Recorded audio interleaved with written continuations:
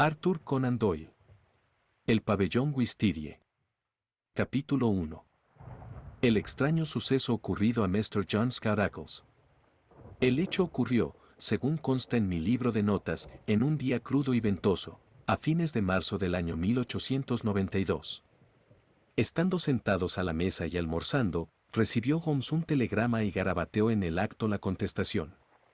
No hubo ningún comentario, pero el asunto aquel no se apartó de sus pensamientos, porque, después de almorzar, se situó de pie delante del fuego, con expresión meditabunda, fumando su pipa, y volviendo a leer de cuando en cuando el mensaje.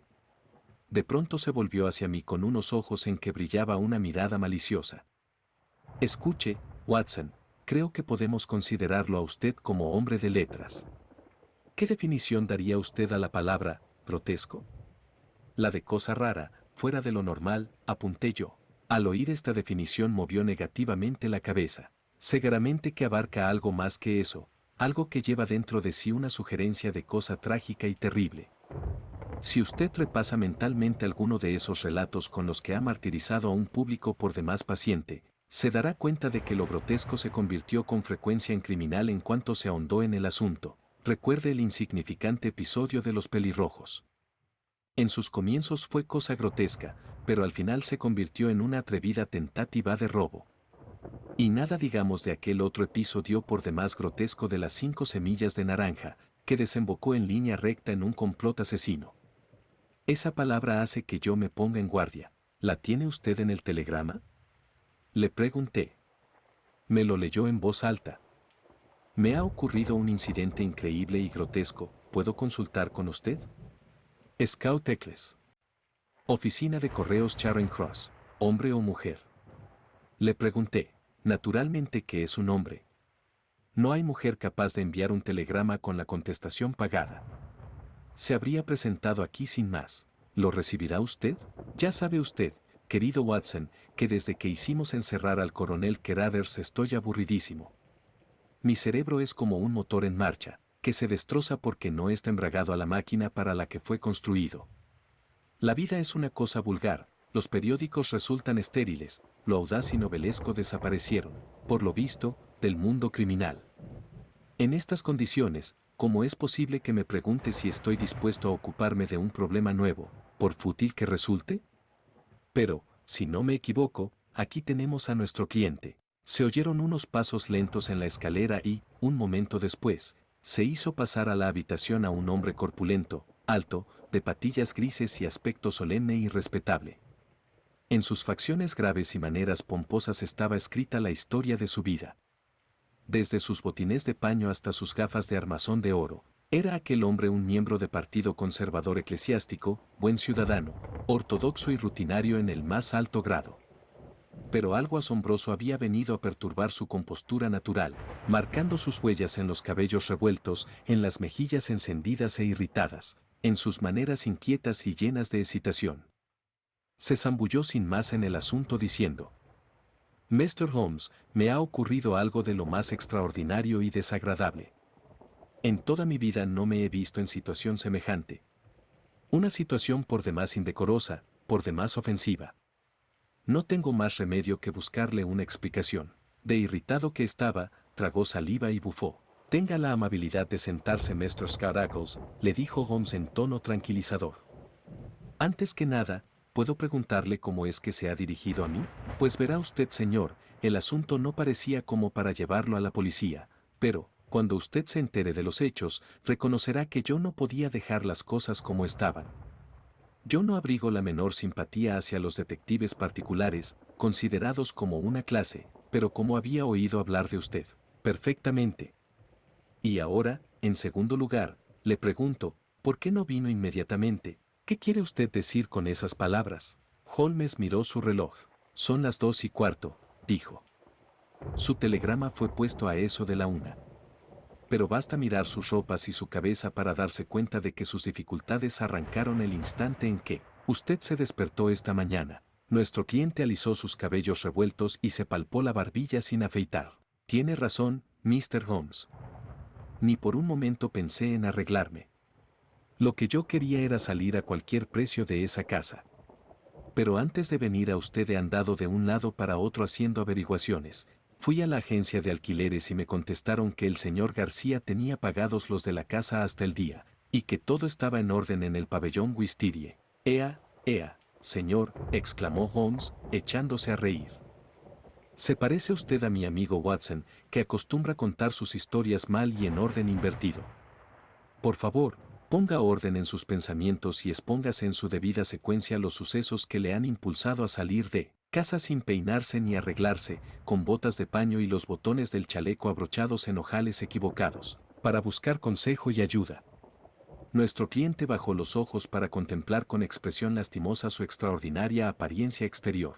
Mr. Holmes, estoy seguro de que produzco una impresión detestable, y no creo que en toda mi vida me haya ocurrido hasta ahora cosa semejante. Voy a contarle el rarísimo suceso y no me cabe la menor duda de que, cuando haya terminado, reconocerá usted que ha habido motivo suficiente para disculparme, pero el relato quedó cortado en flor.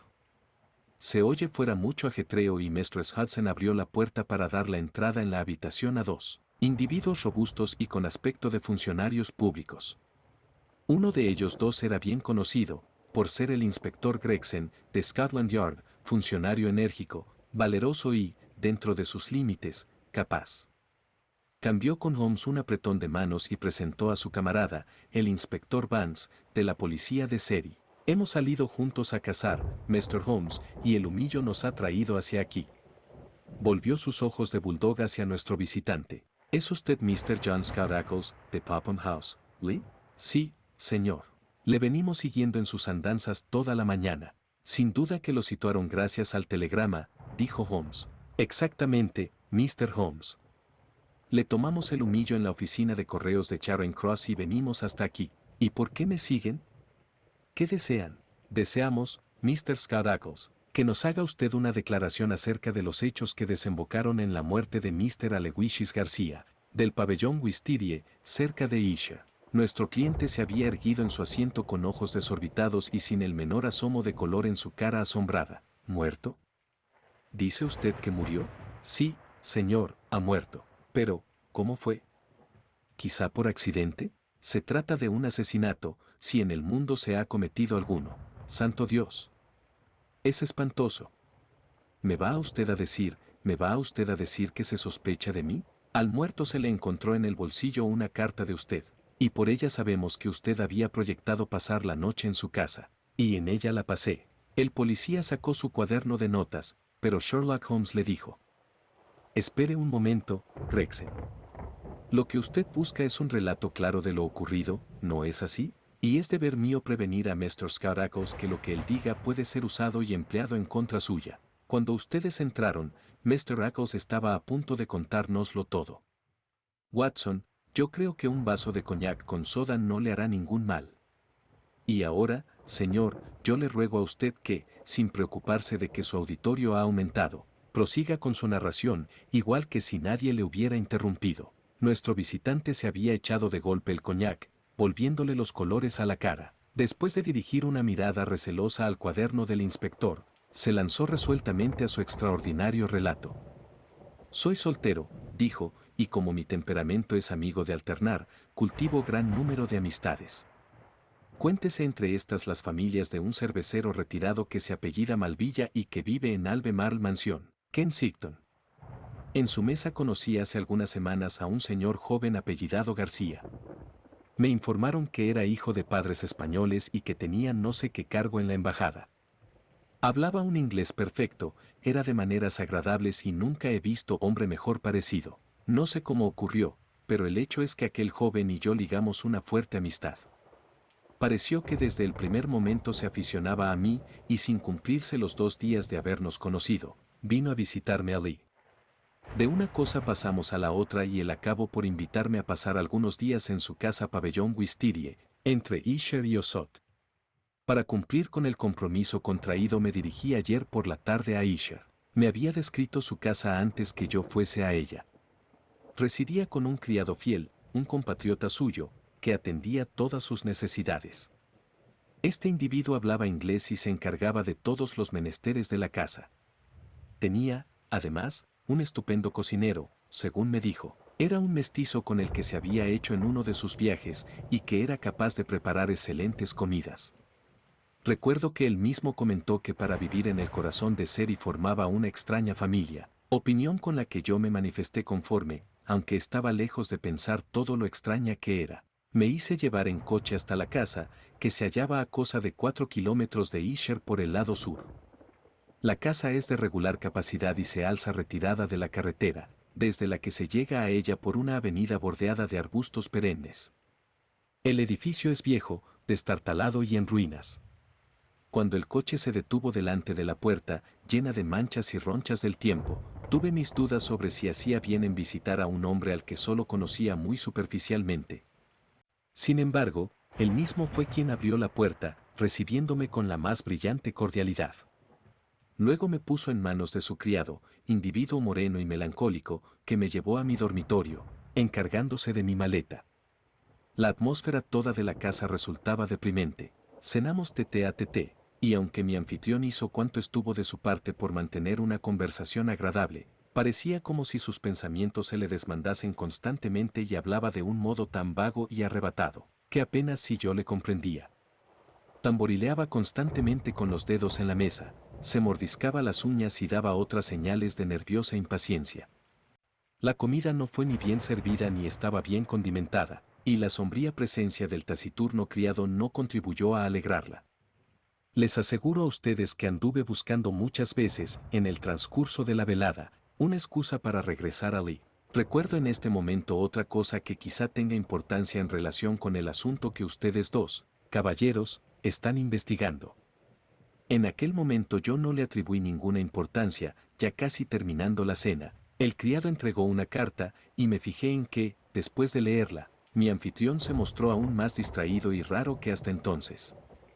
Renunció ya a mantener ni siquiera una simulación de diálogo y permaneció en su silla, fumando incontables cigarrillos, ensimismado en sus propios pensamientos y sin hacer observación alguna acerca del texto de la carta.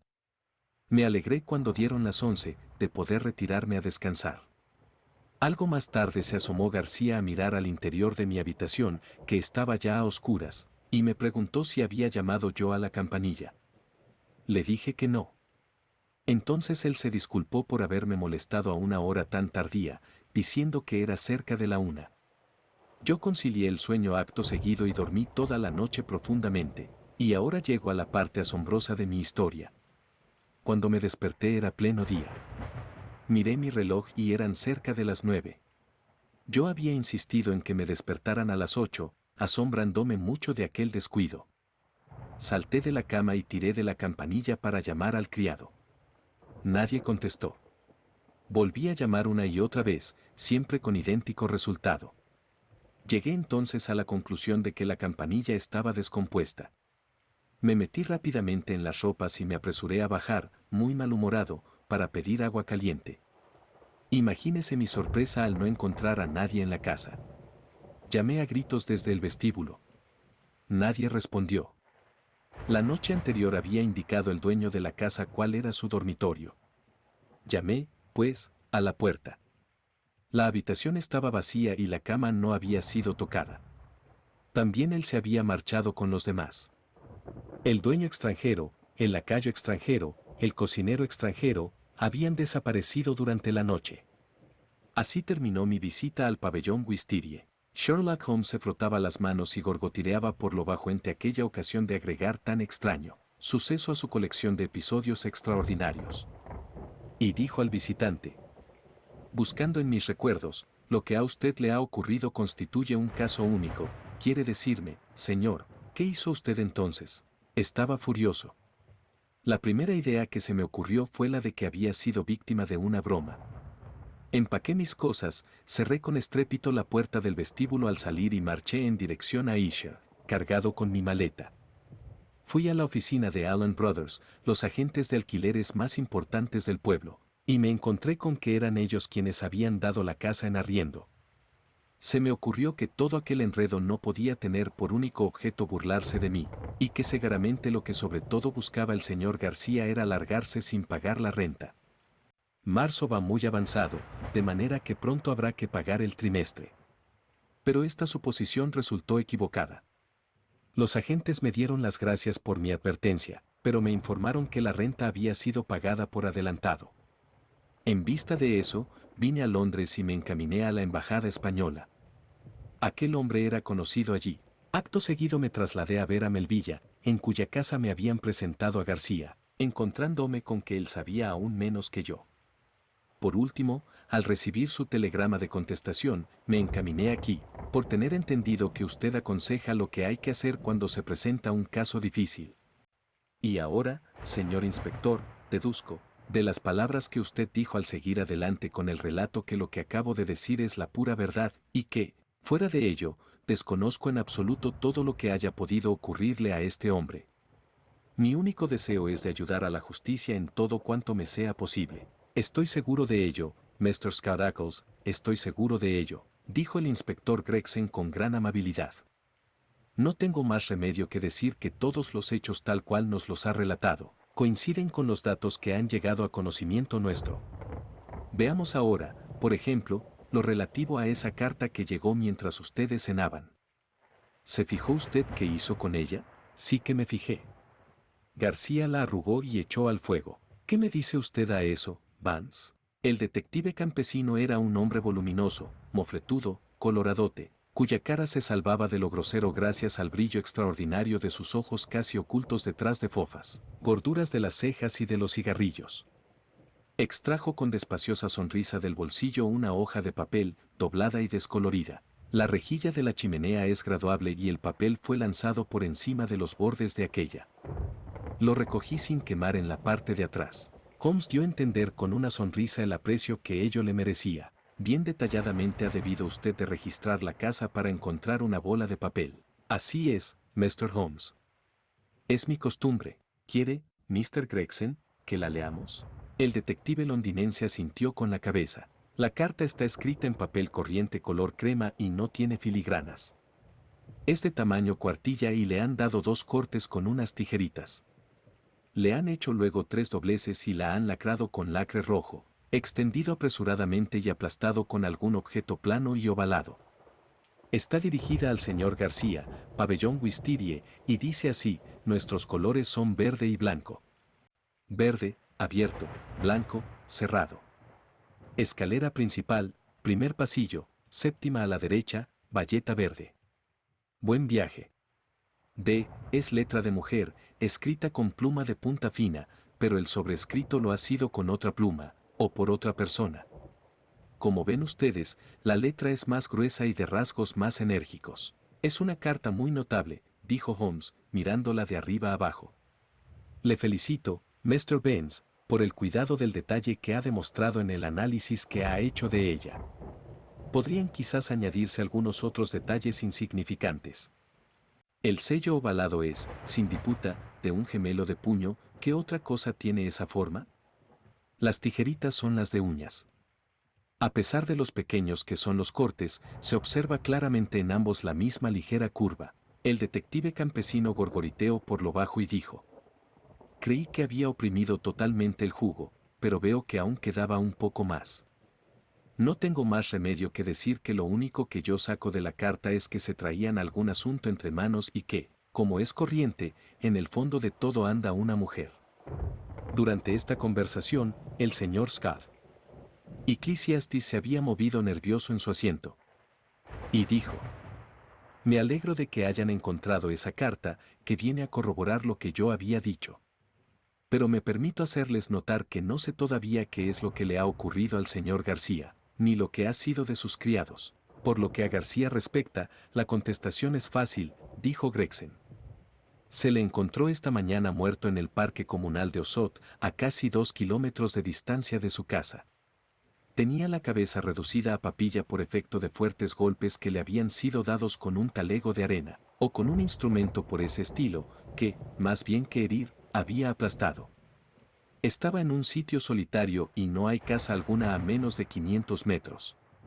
Por lo que se deduce, le golpearon primero por la espalda, pero su agresor siguió golpeándole mucho tiempo después de muerto. Fue una agresión furibunda. No se han descubierto huellas de pisadas ni pista alguna que lleve hacia los criminales. ¿Le han robado? No, no se advierte ninguna tentativa de robo. Eso es muy doloroso y terrible, exclamó Mr. Scarecrow, con voz quejumbrosa, pero la situación en que a mí me pone es muy difícil. Nada he tenido yo que ver en que mi huésped emprendiese una excursión nocturna y encontrase un final tan triste. ¿Cómo es que yo me veo metido en semejante asunto? Muy sencillo, señor, le contestó el inspector Vance. El único instrumento que se le ha encontrado en el bolsillo al muerto ha sido la carta en la que usted le anunciaba que pasaría por él la noche en que murió. Por el sobre de la carta conocí yo el nombre y dirección del muerto. Esta mañana llegamos a su casa después de las 9 y no hallamos en ella ni a usted ni a nadie. Telegrafié a Gregson para que diese con el paradero de usted en Londres, mientras yo registraba el pabellón Wisteria. Vine después a Londres, me reuní con Mr. Gregson y aquí nos tiene. Creo, dijo Gregson, levantándose, que lo mejor que podríamos hacer ahora es dar forma oficial al asunto.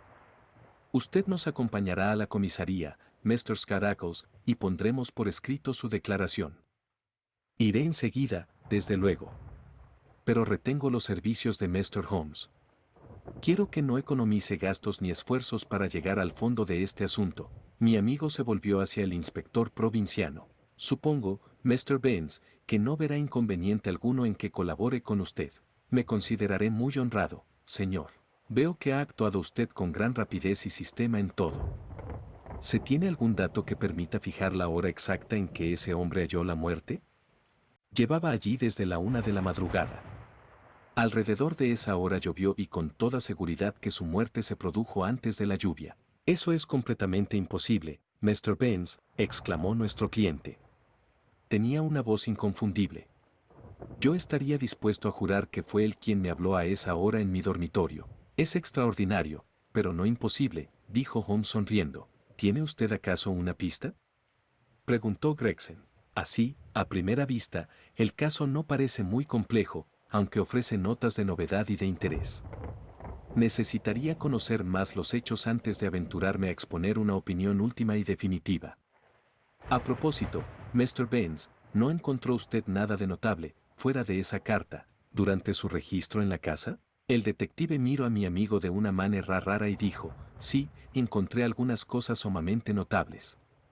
Quizá cuando yo haya terminado los trámites en la comisaría, le interese venir para que le dé mi opinión acerca de las mismas. Estoy por completo a sus órdenes, dijo Sherlock Holmes, llamando a la campanilla. Mistress Hudson, acompañe hasta la puerta a estos caballeros, y tenga la bondad de enviar al botones con este telegrama, que lleva contestación pagada de 5 chelines. Permanecimos un rato sentados y en silencio después de que se marcharon nuestros visitantes. Holmes fumaba de firme, con las cejas fuertemente apretadas sobre sus ojos penetrantes y la cabeza caída hacia adelante con la expresión afanosa que le caracterizaba. ¿Qué me dice usted, Watson, de este asunto?, me preguntó, al mismo tiempo que se volvía de manera súbita hacia mí. Esta mitificación de que ha sido víctima Scarecrow no me dice nada. ¿Y el crimen? Pues verá usted, teniendo en cuenta la fuga de los compañeros del muerto, yo diría que ellos están complicados de un modo u otro en el asesinato y han huido de la justicia. Desde luego, es un punto de vista posible.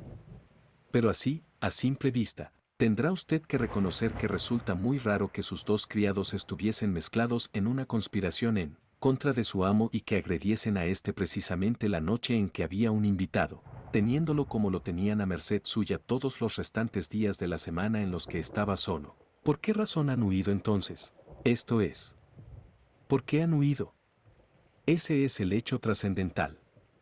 El otro es el caso extraordinario ocurrido a nuestro cliente Mr. Scarecrow.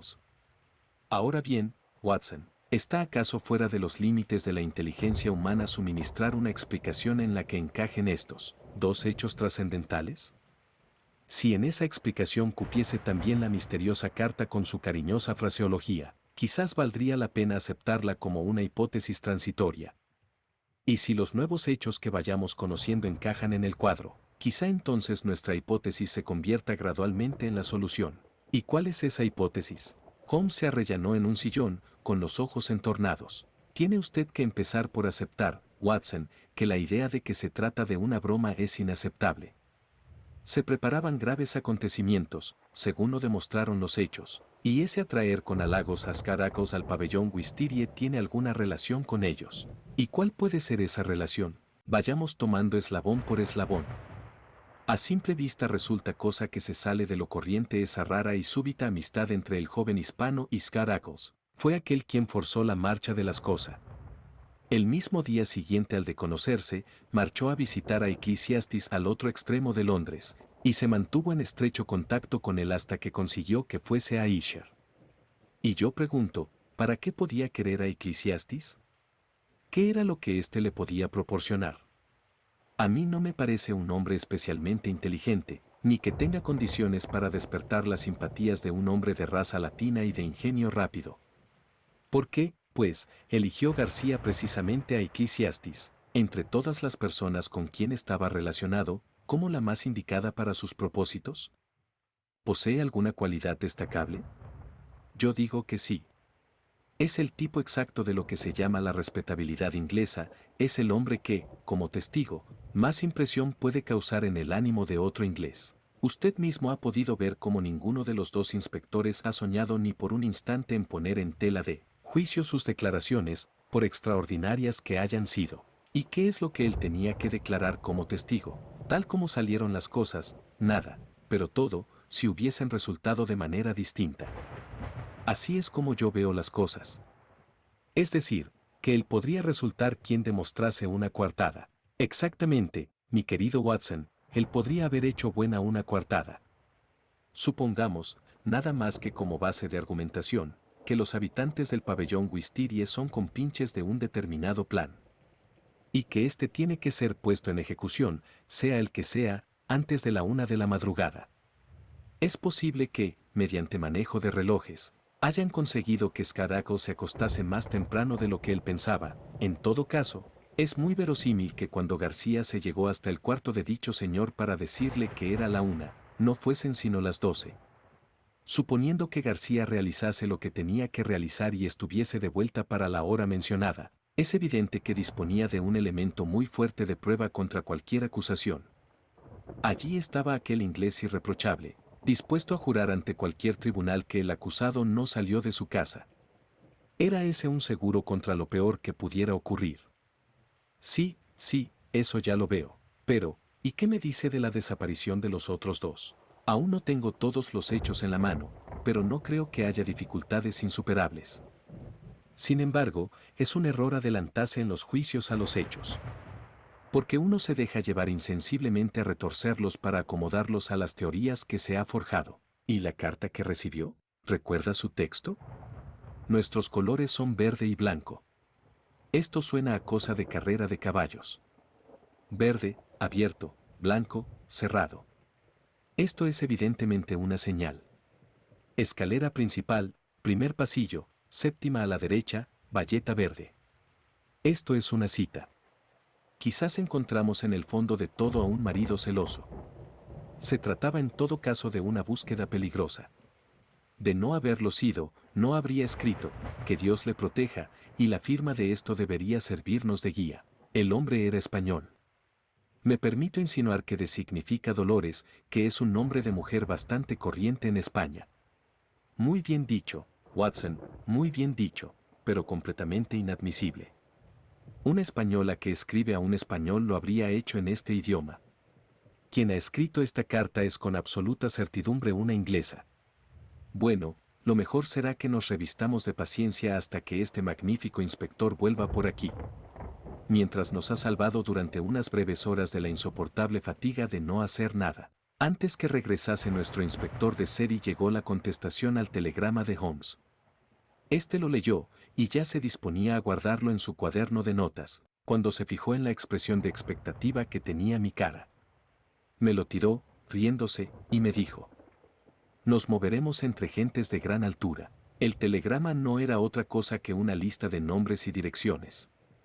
Lord Arringby, Tredengle, Sir George Folliot, AXA Towers, Mr. Hans Hines, J. Pepedi Place, Mr. James Baker Williams, Fortin Old Hall, Mr. Henderson, High Reverendo Joshua Stone, Nether Walls Lane. Es una manera muy sencilla de limitar nuestro campo de operaciones, dijo Holmes.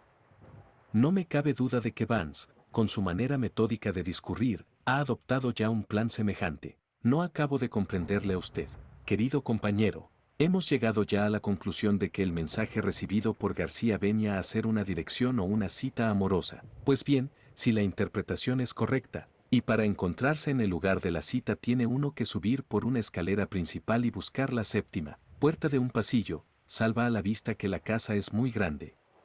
Es también evidente que tal casa no puede encontrarse a distancia mayor de 2 o 3 kilómetros de Osot, puesto que García caminaba en esa dirección y calculaba, según mi manera de interpretar los hechos, hallarse de vuelta en el pabellón Wistirie con tiempo para beneficiarse de una coartada, que solo sería válida hasta la 1 de la madrugada.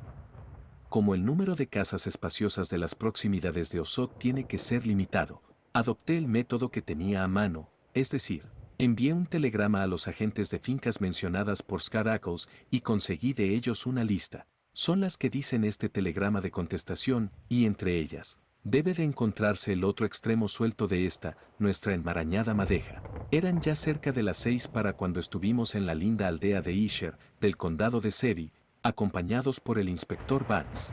Holmes y yo llevábamos todo lo necesario para pasar allí una noche y hallamos cómodo hospedaje en el mesón, El Toro. Por último, nos dirigimos con el detective a realizar nuestra visita al pabellón Wistirie. Era un atardecer frío y oscuro del mes de marzo, un viento cortante y una fina lluvia golpeaban nuestras caras, dando ambiente a la inhóspita dehesa comunal por la que cruzaba nuestro camino, y al final trágico hacia el que nos conducía. Capítulo 2. El Tigre de San Pedro. Una caminata fría y melancólica de un par de millas nos llevó hasta una elevada puerta exterior de madera, por la que se desemboca en una lóbrega avenida de castaños. La avenida, sombría y formando curva, nos condujo hasta una casa baja y oscura, que se proyectaba como una mancha de pez sobre el fondo del firmamento pizarroso. El brillo de una luz débil se filtraba por la ventana de la fachada a la izquierda de la puerta. Vance dijo: «Hay un guardián al cuidado de la casa. Llamaré a la ventana». Cruzó la pradera y dio unos golpecitos en el cristal. A través del empañado cristal vi confusamente como un hombre que estaba sentado junto al fuego se ponía de pie, en un salto, y oí el grito agudo que lanzaba dentro de la habitación. Un instante después nos abría la puerta el guardia de policía, demudado y jadeante. La luz de la vela se balanceaba en su trémula mano. Vance le preguntó con serenidad: «¿Qué le ocurre, Walters?». El hombre se enjugó con el pañuelo el sudor de la frente y dejó escapar un largo suspiro de alivio. «Me alegro de que haya venido usted, señor. Ha sido una vigila muy prolongada, y creo que mis nervios no son ya lo que eran». «¿Sus nervios, Walters?». «Jamás habría pensado que tuviese usted un solo nervio en su cuerpo. Ha sido, señor, culpa de esta casa solitaria y silenciosa, y de esas cosas raras que hemos encontrado en la cocina. Y cuando usted golpeó en la ventana, pensé que volvía de nuevo». «¿Qué es lo que volvía de nuevo?». «Lo que fuese, que igual podía ser el demonio». «Estaba en la ventana». «¿Qué es lo que estaba en la ventana, y cuándo ha sido eso?». «Hará cosa de 2 horas. Cuando empezaba a oscurecer. Yo estaba sentado en la silla, leyendo. No sé qué impulso me dio de levantar la vista, pero el caso es que había una cara mirándome por el cristal más abajo. Válgame Dios, ¿y qué cara? La veré en mis sueños. Vaya, vaya, Walters. No ese es el mejor lenguaje para un agente de policía. Lo sé, señor, lo sé, pero me estremeció, ¿a qué negarlo? No era negra ni blanca ni de ninguno de los colores que yo conozco, sino de una tonalidad rara de arcilla, con salpicaduras de leche. Y luego su tamaño, era el doble que la de usted, señor, y su aspecto, señor, aquellos enormes ojazos saltones, y los dientes blancos como los de una fiera. Le aseguro, señor, que no me fue posible mover un dedo, ni recobrar el aliento, hasta que se apartó y desapareció. Salí de la casa, me lancé por el arbustal, pero, gracias a Dios, no había nadie allí. Si yo no supiera, Walters, que es usted un hombre valiente, podría una tacha negra junto a su nombre, por esto que dice.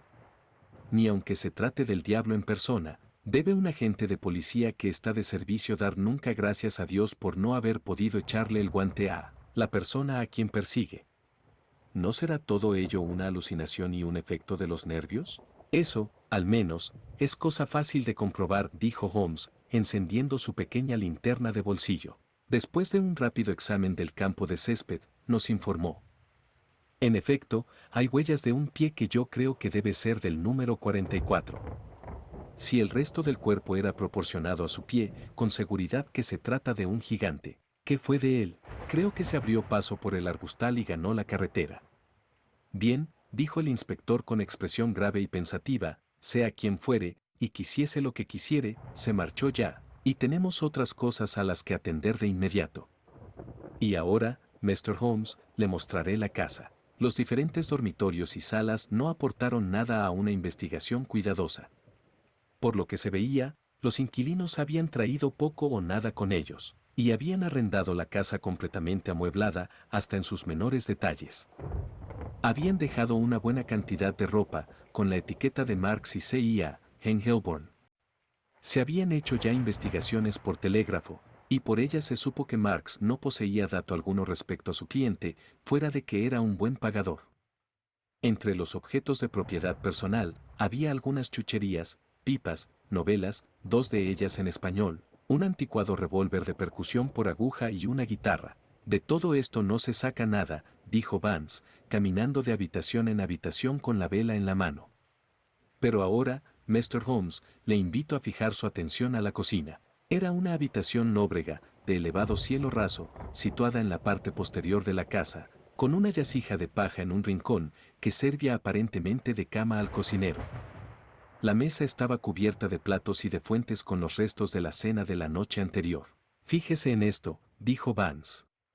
¿Qué saca usted en consecuencia? Sostuvo la vela, alumbrando un objeto rarísimo que se apoyaba en la parte posterior del trinchante. Se hallaba tan arrugado, encogido y marchito que resultaba imposible decir qué pudo haber sido aquello. Por un lado era negro y correoso, teniendo cierto parecido con una figura humana. Al examinarla, creí en un principio que se trataba de algún bebé negro, momificado, y luego lo tomé por un mono muy antiguo y retorcido. Finalmente quedé en duda de si aquello era un animal o un ser humano.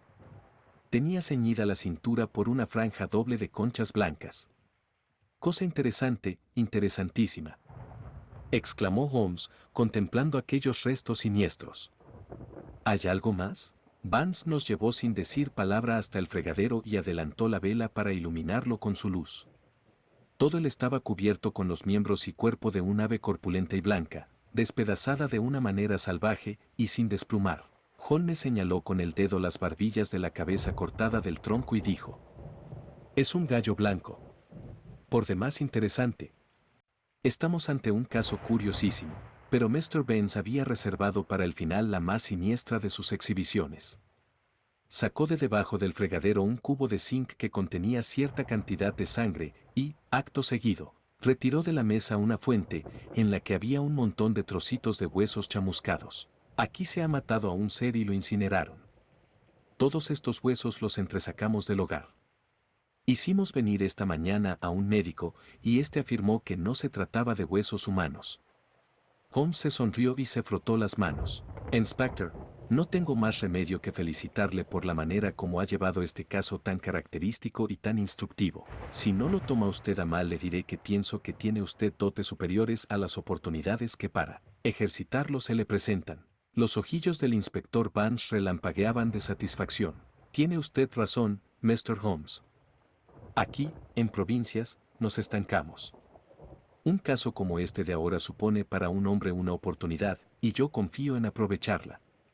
¿Qué saca usted en consecuencia a propósito de estos huesos? Yo diría que son de un cordero o de un cabritillo. ¿Y el gallo blanco? Es un detalle curioso, Mr. Benz, muy curioso.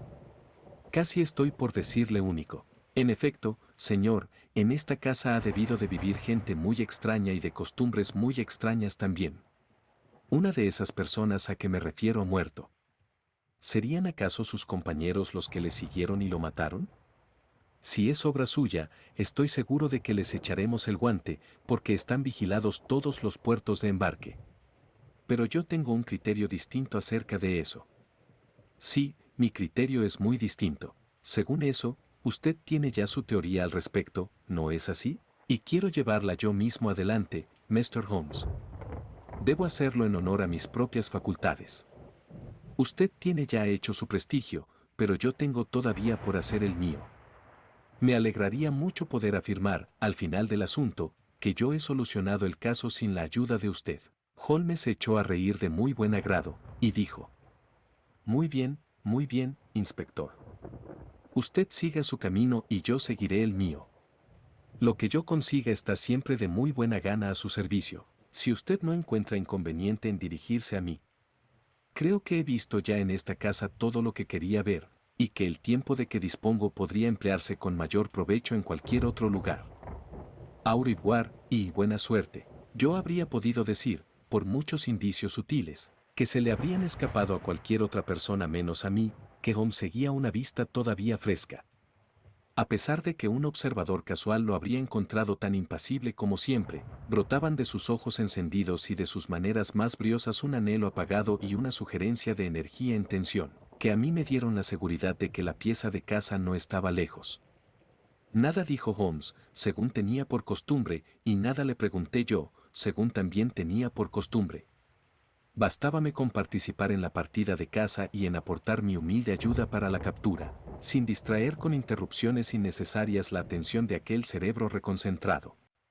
Todo se manifestaría a su debido tiempo. Esperaré pues, pero, para mi desilusión, cada vez mayor, esperé en vano.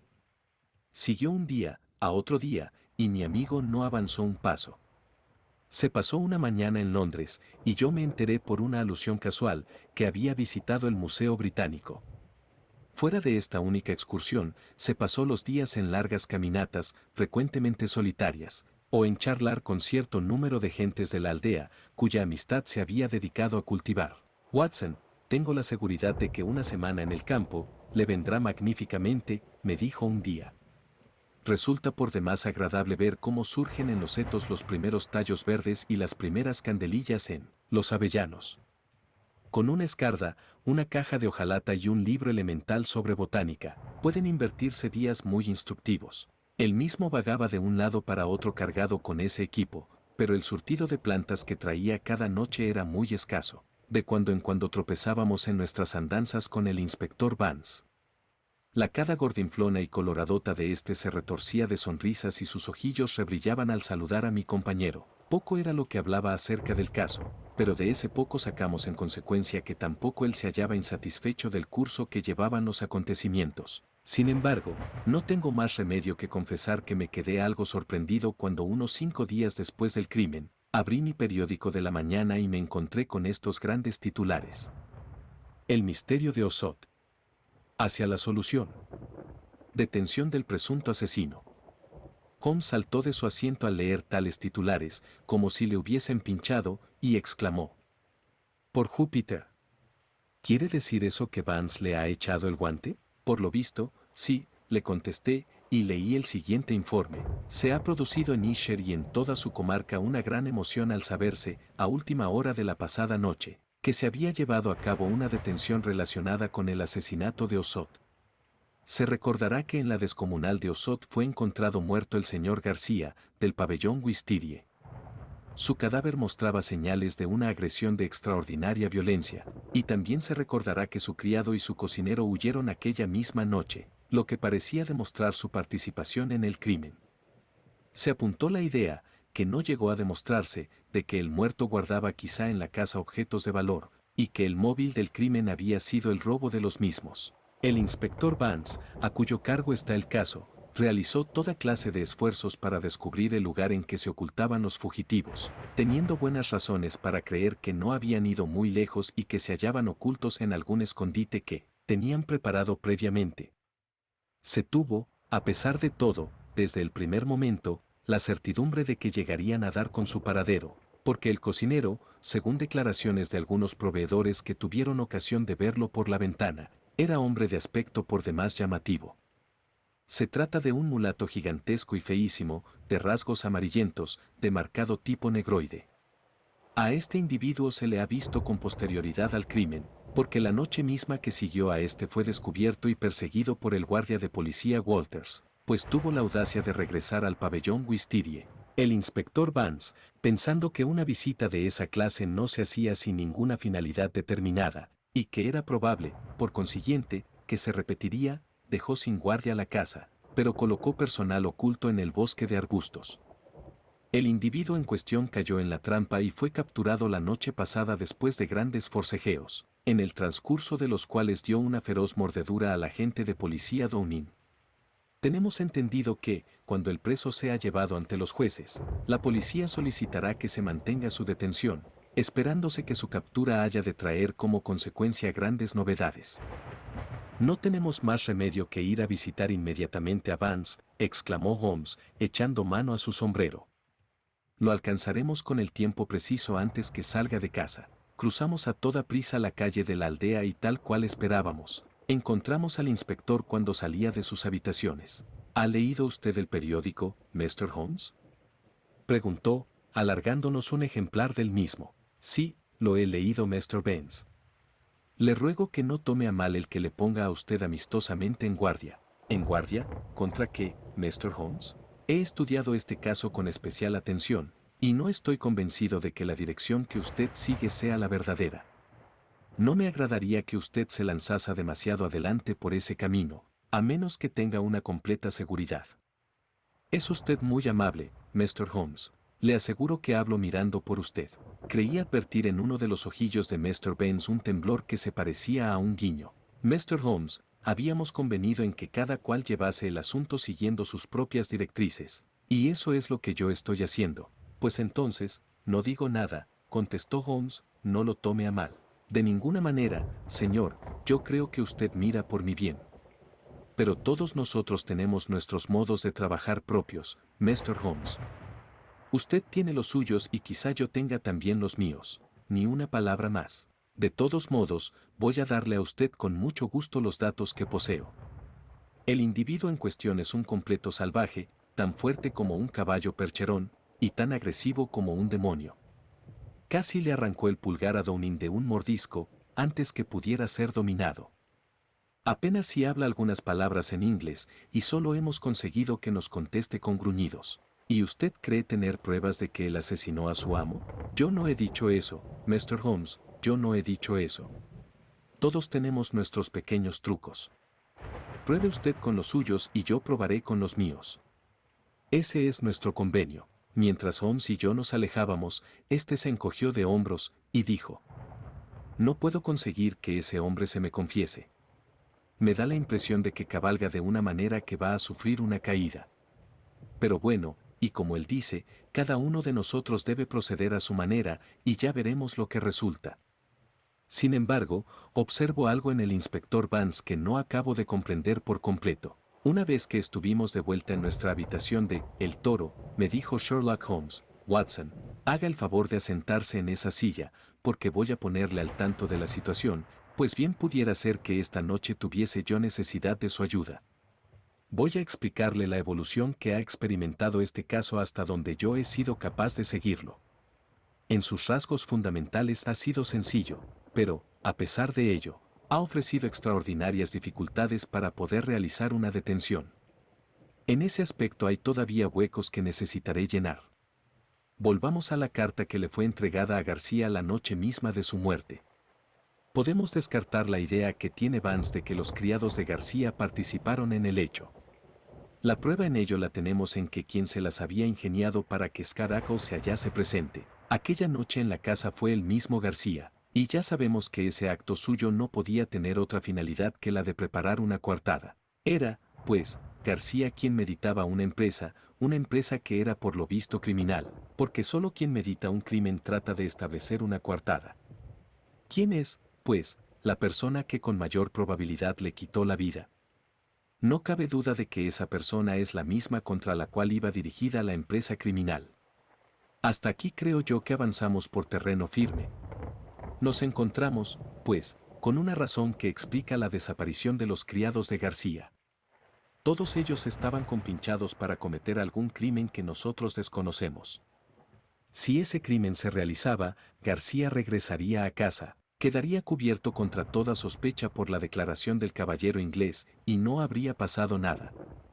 Pero lo que premeditaban debía de ser empresa peligrosa, y si García no regresaba a casa a una hora determinada, era probable que hubiese perdido la vida él mismo. Por consiguiente, habían quedado convenidos en que, si tal cosa ocurría, sus dos subordinados huirían a algún lugar previamente convenido, para librarse de allí de las pesquisas y estar en situación de renovar más adelante la tentativa.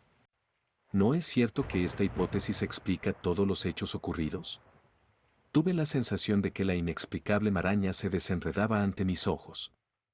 Y, como siempre me ocurría, me pregunté cómo no había visto yo antes una cosa evidente. Pero, ¿por qué razón había de regresar uno solo de los servidores? Podemos suponer que, en la confusión de la fuga, se habían olvidado algo de mucho valor, de algo que no se resignaba a desprenderse. Eso explicaría su insistencia en regresar, ¿no es cierto? Bien, ¿y cuál es el próximo paso? El paso que viene a continuación es la carta recibida por García durante la cena. Ella descubre la existencia de otro compinche en extremo contrario. Pero, ¿dónde se encuentra el extremo contrario? Ya le tengo dicho que ese extremo solo podía encontrarse en alguna casa muy espaciosa, y que el número de casas de esa categoría que hay en el contorno es muy escaso. Los primeros días que pasé en esta aldea los consagré a una serie de caminatas y durante estas, en los intervalos de mis pesquisas botánicas, llevé a cabo un reconocimiento de todas las casas grandes y un examen de la historia familiar de sus ocupantes. Solo una de las casas reclamó mi atención. Esa casa fue la conocida granja de estilo jacobino, de Hagebo, situada a 2 kilómetros de distancia del extremo más lejano a Osot, y a menos de 1 kilómetro del escenario de la tragedia. Las demás casonas pertenecen a gentes prosaicas y respetables que viven muy lejos de todo lo novelesco. En cambio, Mr. Henderson, de Hagebo, resultó desde todo punto de vista hombre raro al que bien podían ocurrirle aventuras raras. Concentraré, pues, mi atención a él y en su casa. Ahí tiene usted, Watson, una colección de gentes raras, y la más curiosa entre todas ellas es el mismo Henderson. Me las compuse para visitarle con un pretexto razonable, pero me pareció leer en sus ojos negros, profundos y meditadores, que él sabía perfectamente cuál era mi verdadera finalidad. Es hombre de 50 años, y aires de emperador, es decir, un hombre impetuoso, dominador, que oculta un temperamento al rojo vivo, detrás de su cara apergaminada. O es extranjero, o ha vivido mucho tiempo en los trópicos, porque tiene un color amarillento y está reseco, aunque es tan correoso como una trenza de látigo. Su amigo y secretario, Mr. Lucas, es indudablemente extranjero, de color chocolate, marrullero, dulzarrón y gatuno, con una melosidad venenosa en el hablar. De modo, pues, Watson, que nos encontramos ya ante dos grupos de extranjeros, el uno en el pabellón Wistirie, y el otro en Hagebo, con lo que empiezan a taparse los huecos de los que antes le hablaba. Esta pareja de amigos íntimos y confidenciales constituyen el centro de toda la casa, pero hay otra persona que quizás sea más importante para las finalidades inmediatas que perseguimos nosotros. Henderson tiene dos hijas, una de 12 y otra de 13 años. Tienen de institutriz a cierta Miss Burnett, inglesa, de unos 40 años. Hay también un criado de confianza. Este pequeño grupo es el que forma la verdadera familia, porque siempre viajan juntos, ya que Henderson es un gran viajero que anda siempre de un lado para otro. No hace más que unas semanas que regresaron a Hagebo, después de un año de ausencia. Agregaré que es un hombre inmensamente rico que puede satisfacer todos sus caprichos sin sacrificio alguno. Fuera del grupo del que hablo, su casa está llena de despenseros, lacayos, doncellas y todo personal sobrealimentado y en holganza que es corriente en las grandes residencias campestres de Inglaterra. De todo eso me enteré en parte por los chismorreos de la aldea y en parte por mi propia observación. No hay mejores instrumentos en esa tarea que los criados que han sido despedidos y se sienten resentidos. Yo tuve la buena suerte, aunque tampoco lo habría encontrado si no hubiese andado a su casa. Como dice Vance, cada cual tenemos nuestro sistema. Fue ese sistema mío el que me permitió conocer a John Wassons, que fue jardinero de Hagebo, y que fue despedido en un momento de mal humor por su amo dominador. A su vez, el jardinero tenía amigos entre la servidumbre del interior de la casa, a la que une el común temor y antipatía al amo. En esa forma conseguí la llave que me iba a abrir los secretos de aquella familia, gente rara, Watson. No afirmo que conozca ya todo lo que allí ocurre, pero son, sin duda alguna, gente rara. El edificio está compuesto de 2 alas, la servidumbre vive en una y la familia en otra. Entre una ala y otra no existe más ligazón que el criado de confianza de Henderson, que sirve de comer a la familia. Todo se lleva hasta una determinada puerta, que conecta las 2 alas. La institutriz y las niñas apenas salen, como no sea al jardín. Jamás, ni por casualidad, Henderson se pasea solo. Su moreno secretario es como su sombra. Entre la servidumbre se rumorea que su amo tiene un miedo terrible de algo. Warner dice, vendió su alma al diablo por dinero, y teme que su acreedor se presente en cualquier momento a reclamar la deuda. Nadie tiene la menor idea de dónde vinieron o quiénes son. Es gente violenta. En 2 ocasiones Henderson la ha emprendido a latigazos con algunas personas, y tan solo se ha librado de comparecer ante los tribunales gracias a su repleta bolsa y a las fuertes indemnizaciones que ha pagado. Y ahora, Watson, examinemos la situación de estos datos nuevos. Podemos dar por supuesto que la carta procedía de esta extraña familia, y que en ella se invitaba a García a realizar algún proyecto que tenían convenido. ¿Quién escribió la carta? Alguien que estaba dentro de la ciudadela y que era una mujer. ¿Qué otra persona podía ser sino la institutriz Mespronat? Todos nuestros razonamientos nos llevan en esa dirección. Podemos, en todo caso, tomarlo como una hipótesis y ver las consecuencias que de ella se derivarán. Agregaré que la edad y la manera de ser de Mespronat viene a desmentir mi primera suposición de que pudiera haber en nuestra historia un asunto amoroso. Si ella escribió la carta, es de suponer que era amiga y aliada de García. ¿Qué actitud puede suponerse en consecuencia que adoptaría al recibir la noticia de su muerte? Si la empresa en que colaboraban era pecaminosa, se callaría, aunque guardase en su corazón aborrecimiento y odio contra quienes le habían dado muerte, y también era de presumir que prestaría su ayuda, mientras se tratase tomar venganza de ellos. ¿Me sería posible hablar con ella y servirme de ella? Tal fue mi primer pensamiento. Pero ahora nos enfrentamos con un hecho siniestro. Desde la noche del crimen, nadie ha visto a Mespronat. Desde entonces se ha esfumado por completo. ¿Vive? ¿Ha sufrido suerte idéntica y en idéntica noche que el amigo al que había dado cita? ¿O la tienen simplemente prisionera? He ahí el punto que nos queda todavía por resolver. Por lo dicho se dará cuenta usted, Watson, de lo difícil de la situación. No disponemos de prueba alguna que nos permita solicitar un edicto judicial. Si expusiésemos ante un juez nuestras suposiciones, las tomaría por pura fantasía. La desaparición de la mujer nada representa, porque en esa extraordinaria servidumbre puede ocurrir que no se vea a un miembro de la misma, durante una semana entera. Sin embargo, pudiera encontrarse ahora mismo en peligro de muerte. Todo lo que yo puedo hacer ahora es vigilar la casa, haciendo que mi agente Warner monte guardia frente a las puertas exteriores del parque. No podemos consentir que se prolongue semejante situación. Puesto que la justicia no puede hacer nada, debemos actuar cargando nosotros con los riesgos. ¿Qué es lo que usted sugiere? Conozco la habitación de esa mujer. Se puede llegar hasta ella por el tejado de una de las dependencias accesorias. Sugiero, pues, que usted y yo vayamos allí esta noche para ver si damos en el corazón mismo del misterio. La perspectiva, no tengo más remedio que reconocerlo, no era muy atrayente. La vieja casa, con su atmósfera de misterio, sus extraños y temibles habitantes, los peligros desconocidos que podía ofrecer el acercarse a ella, y el que, desde el punto de vista legal, nos colocábamos en una situación falsa, todo, en fin, se combinaba para dar un apagón a mi entusiasmo. Pero la frialdad de témpano que Holmes ponía en sus razonamientos tenía algo que hacía imposible echarse atrás, cuando él recomendaba alguna aventura. Le daba a uno el convencimiento de que así, y sólo así, era posible llegar a la solución. Estreché su mano en silencio. Los dados estaban echados, pero no quiso el destino que nuestra investigación tuviese un final aventurero. Serían las 5 de la tarde, y ya empezaba a descender las sombras de marzo, cuando se precipitó dentro de nuestra habitación un excitado campesino. Se fueron, Mr. Holmes. Marcharon por el último tren. La señora se escapó y yo la tengo recogida abajo, en un coche. Magnífico, Warner, exclamó Holmes, poniéndose en pie de un salto. Watson, esos huecos se van llenando rápidamente. Dentro del coche encontramos una mujer, medio desmayada por efecto del agotamiento nervioso. En los rasgos de su cara aguileña y enflaquecida mostraba las huellas de alguna tragedia reciente.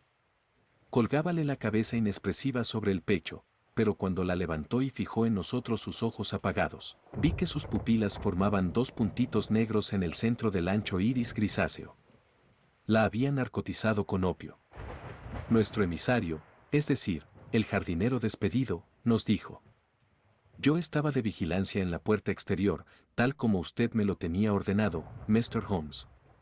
Cuando salieron en coche, yo le seguí hasta la estación. Esta mujer caminaba como sonámbula, pero cuando intentaron meterla en el tren, volvió a la vida y se opuso forcejeando. La metieron de un empujón dentro del vagón, pero ella salió otra vez a viva fuerza. Yo entonces me puse de su parte, la metí en un coche, y aquí estamos. No olvidaré jamás la cara que me miró desde la ventanilla del vagón cuando yo me la llevaba.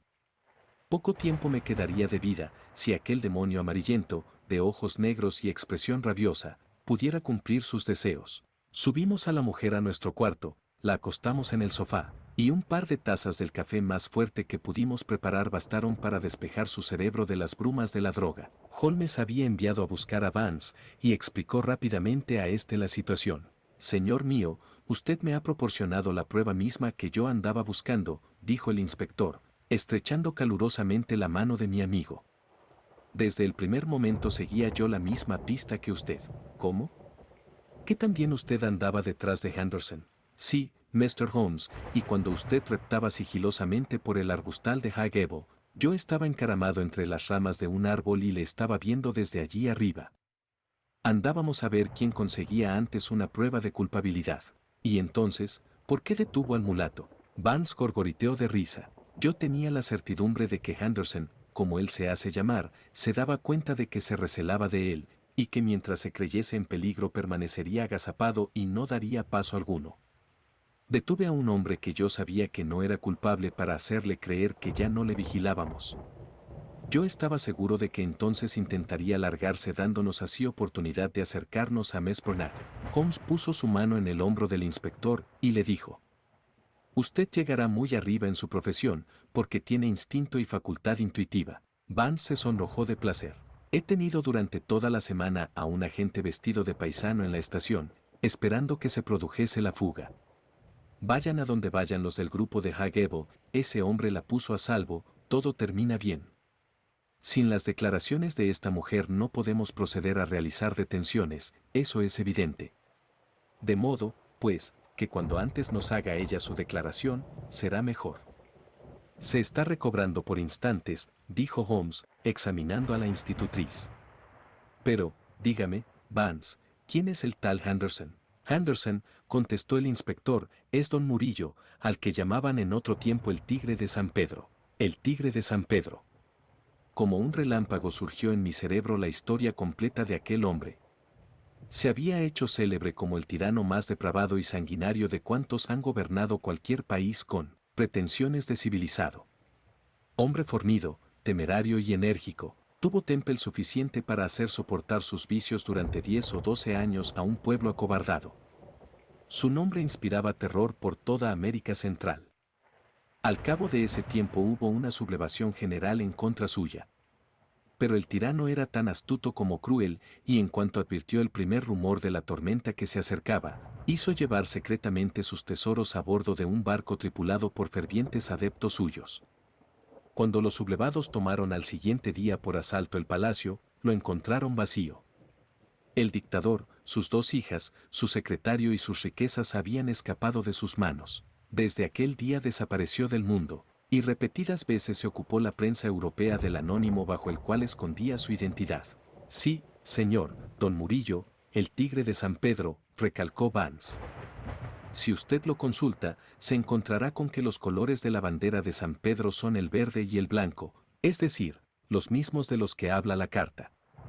Ese hombre se hace llamar Henderson, pero yo pude remontarme en sus andanzas hasta París, Roma, Madrid, Barcelona, en cuyo puerto entró su barco el año 86.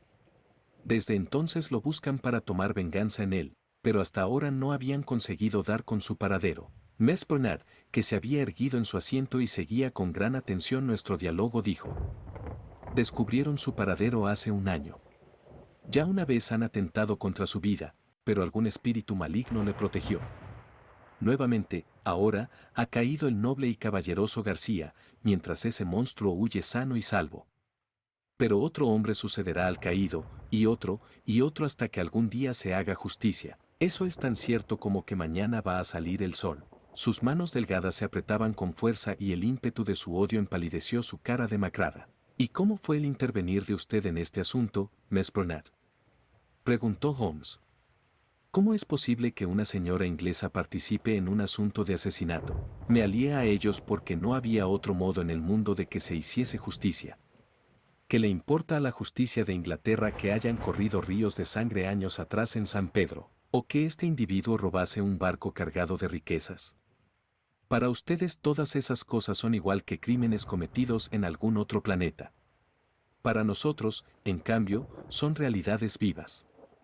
Nos hemos enterado de la verdad a fuerza de dolor y de sufrimientos. Para nosotros no hay en el infierno un demonio que pueda equipararse con Juan Murillo, y no puede haber paz en la vida mientras todas sus víctimas sigan clamando venganza. No cabe duda de que ese hombre fue todo lo que usted dice, le contestó Holmes. He oído hablar de sus atrocidades. Pero, ¿en qué le afectan ellas a usted? Se lo contaré todo. La política de este miserable consistía en asesinar, con un pretexto u otro, a cuántos hombres podían llegar a ser con el tiempo rivales peligrosos suyos. Mi marido, sí, porque mi verdadero apellido es señora de Víctor Durango, era ministro de San Pedro en Londres. Allí nos conocimos y nos casamos. Hombre más noble no los ha habido en el mundo. Por desgracia, Murillo tuvo noticias de sus excelentes cualidades, lo llamó a San Pedro con cualquier pretexto, y lo hizo fusilar. Como si tuviera un barrunto de la muerte que le esperaba, se negó a llevarme con él. Le fueron confiscadas sus propiedades, y yo quedé malviviendo y con el corazón destrozado. Sobrevino más tarde la caída del tirano. Este huyó, como se lo he contado antes. Pero las muchas personas, cuyas vidas había deshecho y cuyos parientes más próximos y más queridos habían sufrido las torturas y la muerte a manos suyas, no se conformaron con dejar las cosas como estaban. Formaron entre sí una sociedad que no se disolvería sino cuando hubiese realizado su obra. A mí se me designó, después que logró descubrirse al déspota caído bajo el nombre de Henderson, se me designó, digo, para que entrase en su servidumbre y mantuviese a los demás al tanto de sus andanzas.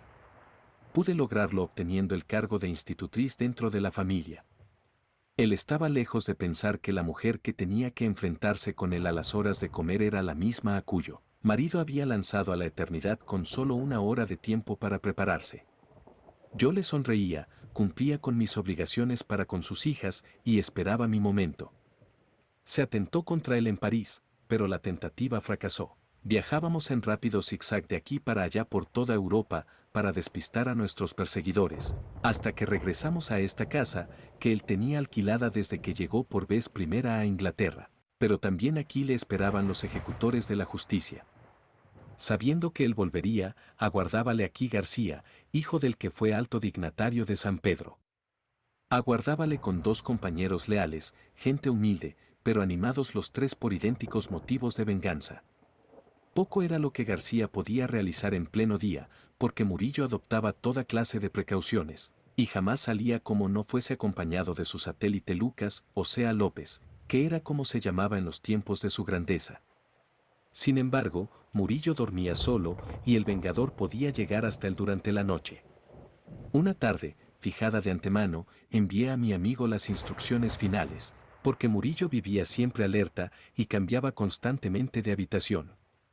Yo me cuidaría de que las puertas estuviesen abiertas, una luz verde o blanca, en una ventana que caía frente al paseo de entrada, le advertiría si todo estaba en regla, o si era preciso postergar la empresa, pero todo se nos torció.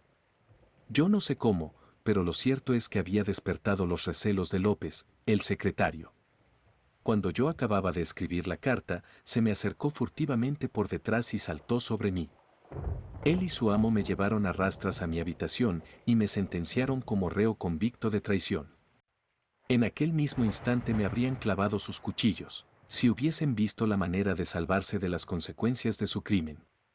Por último, y después de un largo debate, llegaron a la conclusión de que asesinarme resultaba demasiado peligroso. Pero decidieron desembarazarse para siempre de García. Me amordazaron, y Murillo me retorció el brazo hasta arrancarme la dirección de aquel. Juro que, de haber sabido yo lo que proyectaba contra García, me lo habría dejado arrancar antes de hacer lo que hice. López escribió el sobre para la carta que yo había escrito, lo lacró sellándolo con un gemelo de su camisa, y envió la carta por mando de su criado José. Ignoro de qué modo lo asesinaron, salvo que fue la mano de Murillo la que descargó el golpe que lo derribó, porque López había quedado aquí manteniéndome bajo guardia. Me imagino que le esperaron entre los matorrales de aliagas que bordean el camino y que le golpearon cuando él pasaba. Al principio tuvieron el propósito de dejarle entrar en la casa, para matarlo como a un vulgar ladrón sorprendido infraganti, pero se dijeron que si se veían mezclados en una investigación policíaca, se descubriría públicamente su verdadera personalidad y se expondrían con ello a nuevas agresiones. Quizá la persecución cesase con la muerte de García, que asustaría a los demás, haciéndoles renunciar a su empeño. Todo les habría ido bien, si yo no hubiese sabido lo que ellos habían hecho. Estoy segura de que hubo momentos en que mi vida estuvo en el fiel de la balanza. Fui confinada dentro de mi habitación, me aterrorizaron con las amenazas más horribles, me maltrataron de una manera cruel para quebrantar mi espíritu. Miren este corte en mi hombro y los magullamientos que tengo en los brazos. Y en una ocasión en que yo traté de pedir socorro desde la ventana, me amordazaron. Este cruel encarcelamiento se prolongó durante 5 días, durante los cuales me dieron el alimento estrictamente preciso para mantener mi vida. Esta tarde me sirvieron un buen almuerzo, pero en cuanto lo comí, me di cuenta de que me habían suministrado una droga. Recuerdo como en sueños que medio me condujeron, medio me transportaron al coche. En ese mismo estado de inconsciencia me trasladaron al tren. Solo entonces, casi cuando ya empezaban a moverse las ruedas, me di cuenta de que mi libertad estaba en mis propias manos. Salté fuera, ellos intentaron arrastrarme atrás, y de no haber sido por la ayuda de este buen hombre que me llevó hasta el coche, no habría conseguido huir de ellos. Ahora, gracias a Dios, estoy ya siempre fuera de sus manos. Todos habíamos escuchado con la mayor atención este extraordinario relato, y fue Holmes quien rompió el silencio moviendo la cabeza y diciendo: todavía no hemos vencido las dificultades que se nos presentaban. Nuestra labor policíaca termina, pero ahora empieza nuestra labor justiciera. Exactamente, le contesté yo. Un abogado inteligente podría presentar el caso como acto de legítima defensa. Quizá esos hombres tienen sobre sus espaldas un centenar de crímenes, pero solo pueden ser juzgados por este de ahora. Vamos, vamos, dijo Vance, alegremente, yo tengo una idea mejor que esa de la justicia. La legítima defensa es una cosa, y atraer a un hombre con engaños es otra muy diferente. Aunque viesen en ese hombre un peligro para ellos. No y no. Cuando veamos en la próxima sesión de lo criminal ante el jurado de Guilford, a los inquilinos de High Gable, veremos todos nosotros justificada nuestra acción. Sin embargo, es cosa del dominio de la historia el que tuvo que pasar todavía algún tiempo antes que el tigre de San Pedro recibiese su merecido. Astutos y audaces, él y su acompañante despistaron a su perseguidor de ahora, penetrado en una casa de huéspedes de Edmonton Street y saliendo por una puerta trasera que daba a Curzon Square. Desde ese día ya no se les volvió a ver en Inglaterra. Pero 6 meses después fueron asesinados cierto señor Marqués de Montalve y el señor Raleigh, secretario suyo, en sus habitaciones del Hotel Escorial, de Madrid. El crimen se atribuyó a los nihilistas, y no se logró detener a los asesinos. El inspector Vance vino de visita a Baker Street con una descripción impresa de la morena cara del secretario y, de las facciones dominadoras, los ojos magnéticos y las cejas tupidas de su señor. No pudimos dudar de que se había hecho justicia, a pesar de que ésta se hubiese retrasado. Ha sido un caso caótico, mi querido Watson, dijo Holmes, mientras fumaba la pipa de la velada. No le será posible a usted presentarlo de forma apretada por la que siente tanto cariño. Abarca 2 continentes, se relaciona con 2 grupos distintos de personas misteriosas, y se complica aún más con la presencia altamente respetable de nuestro amigo Oscar Ackles, cuya inclusión me demuestra que el difunto García era hombre de cerebro calculador, y que tenía bien desarrollado el instinto de su propia conservación. Lo único notable del caso es que, entre una completa maraña de posibilidades, nosotros y nuestro digno colaborador, el inspector Vance, supimos mantenernos pegados a las líneas esenciales, guiándonos de ese modo por el sendero lleno de retorcimientos y de zigzagueos. ¿Hay todavía en el caso algún detalle que usted no vea claro? ¿Qué es lo que iba buscando el mulato cuando volvió a la casa? Yo creo que puede explicárnoslo el extraño animal que hallamos en la cocina. Aquel hombre era un salvaje primitivo de las selvas inexploradas de San Pedro, y ese animal era su fetiche. Cuando él y su compañero huyeron para esconderse en algún lugar previamente señalado y en el que vivía, sin duda alguna, otro confederado suyo, su compañero le convenció de que debía abandonar un objeto tan comprometedor. Pero el mulato tenía puesto en él su corazón, y al día siguiente se sintió arrastrado hacia él mismo, pero, al mirar previamente por la ventana, descubrió al agente de policía Walters, que se había hecho cargo de la casa. Aguardó 3 días más, y su fe o superstición lo arrastraron hacia allí otra vez. El inspector Vance, que, con su astucia habitual, había quitado importancia al incidente delante de mí, se había dado verdaderamente cuenta de la importancia que tenía y montó una trampa en la que cayó aquel individuo. ¿Hay algún otro punto dudoso, Watson? El ave despedazada, el cubo de sangre, los huesos chamuscados, el misterio todo de aquella sorprendente cocina. Holmes se sonrió, al mismo tiempo que consultaba una nota en su cuaderno. Me pasé una mañana en el Museo Británico leyendo este y algunos otros puntos. He aquí una acotación del libro de Eckermann. El budismo y las religiones de Groides. El verdadero adorador de vudú no acomete ninguna empresa de importancia sin antes realizar determinados sacrificios que tienen por finalidad el hacerse propicios a sus sucios dioses. En casos extremos, esos ritos toman la forma de sacrificios humanos seguidos de actos canibalescos. Pero lo más corriente es que las víctimas sean un gallo blanco, que es despedazado vivo, o un chivo negro, al que se corta el cuello y cuyo cuerpo se quema luego. Ya ve, pues, usted, que nuestro bárbaro amigo era un hombre muy ortodoxo en el cumplimiento de sus ritos. Es una cosa grotesca, Watson, agregó Holmes, mientras sujetaba despacio con una goma su libro de notas. Pero, como ya he tenido ocasión de hacerle observar, de lo grotesco a lo horrible no hay sino un paso.